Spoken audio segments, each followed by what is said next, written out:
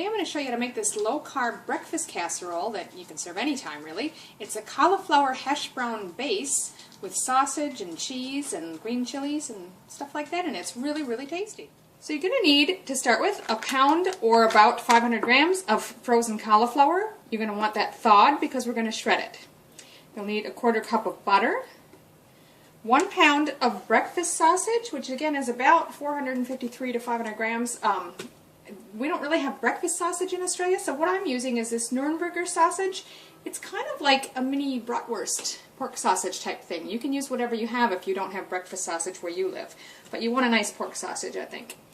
Then we're going to need 6 large eggs, 1½ cups of shredded cheese, 1/2 cup of unsweetened coconut milk or your low-carb milk of choice, 4 ounces of chopped green chilies. Now that would be 1 small can in the States. We don't actually have those here, so one of my specialty import stores does stock canned green chilies, but in a very large one.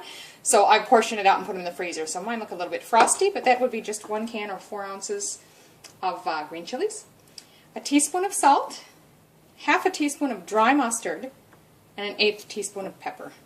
So we'll start by preheating the oven, 425 Fahrenheit or 220 Celsius, for the first stage of the baking. So I'm just taking my thawed cauliflower, and I'm using a little Oscar food processor here. You can use whatever you've got, but you don't want it real fine like rice. It's meant to take the place of hash browns, so if you've got slightly bigger chunks like that, that's totally fine. Now the recipe didn't actually say to, but I had quite a bit of moisture in mine since they had been frozen. So I just doubled up a paper towel and pressed it down in there to take some of that moisture out of there. There wasn't enough to actually pour out or anything, but I just would recommend that so it's not too liquidy.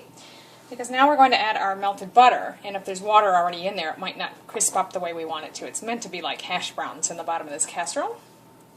So there's a 1/4 cup of the butter, which I've melted. I'm just going to pour that in. And then you're just going to add salt and pepper to taste. Stir that through so you get everything coated in the butter and the seasonings. Okay, now the recipe also suggests using a 10-inch pie plate, which is just a bit larger than what I have. I'm actually going to use this rectangular baking dish, but you could use a pie plate if you prefer, or even a square casserole dish. And we're going to transfer this in there, and now you just want to press this down in the bottom of your pan. That's going to form your hash brown layer. You can use the back of a spoon like I'm doing here, or you can just get your hands in there and press it out. Either way. It's actually kind of easier this way because you can sort of squish it into the corners and whatnot. And you get a feel for areas that are higher and lower. Just try to get it even. Now we're just going to pop this cauliflower hash brown base into the oven for 30 minutes. While the cauliflower hash brown crust is in the oven, we're going to start preparing our sausage. Now if you're using bulk sausage that's already ground up, just brown it as is. If you've got link sausage like this, you could strip the casings and take it out, but I'm just going to chop this small and just fry it in little chunks. Just a little bit easier. Now, while that's cooking, we're going to brown the sausage in a frying pan over medium-high heat.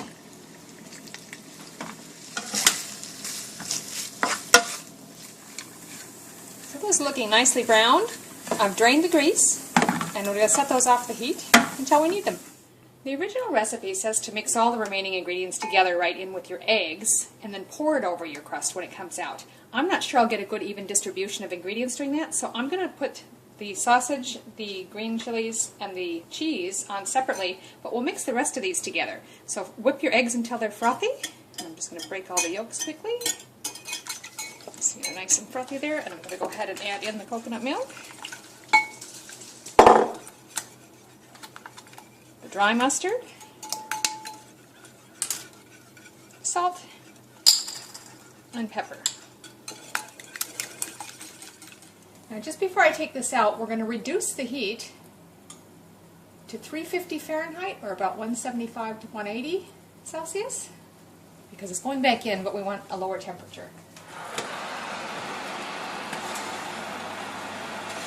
That. Does that look like hash browns? Very nice.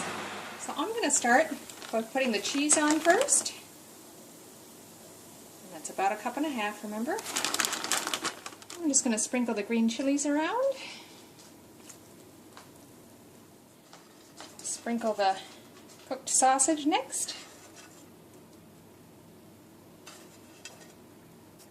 Spread that out evenly as you can, it's not a big deal. Now we'll take our egg mixture, give it one last whisk, and just sort of pour that over the top.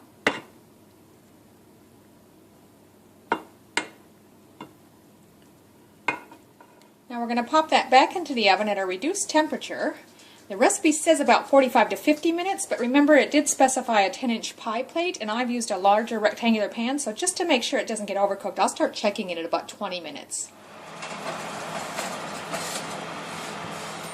I'm going to turn that off because I've just checked it, even though it's only been 20 minutes. I think it's done. It's not liquidy at all, it's nice and golden brown. And I punched a toothpick in there a couple of places and didn't come out with any liquid, so I'm going to take it out.